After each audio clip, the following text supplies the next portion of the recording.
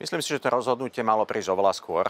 My sme naň vyzývali už opakovane v Európskom parlamente európskych socialistov. Čiže ja som rád, že prichádza, ale myslím si, že kľudne mohlo prísť pred 2 rokmi, pretože to brátanie sa Roberta Fica s rôznymi extrémistami, fašistami, tie odkazy voči menšinám, médiám, novinárom, mimovládkam, tie tu sú dlhodobo. Čiže je to prirodzený krok. A tie dôsledky jednoducho budú veľmi jasné.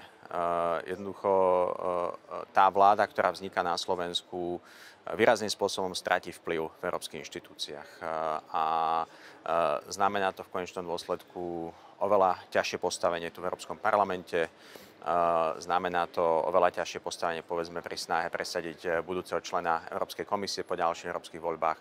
Ale znamená to v konečnom dôsledku aj oveľa väčší drobnohľad pre tú slovenskú politiku v oblasti práve tých citlivých vecí, ako je spravodlivosť, vyšetrovanie rôznych káuz, boj s korupciou, stav médií. A myslím si, že pokiaľ Robert Fico pretaví svoje nebezpečné slová na nebezpečné činy voči týmto inštitúciám doma, tak to môže znamenať aj pozastavenie peňazí z eurofondov, pozastavenie investícií na Slovensko, čiže odkloní nás to z tej európskej cesty. Toto je prvý signál, prvý krok. A myslím si, že je to taký odkaz aj pre občanov na Slovensku. Je tu iná alternatíva. Áno, Slovensko si zvolilo tak, ako si zvolilo.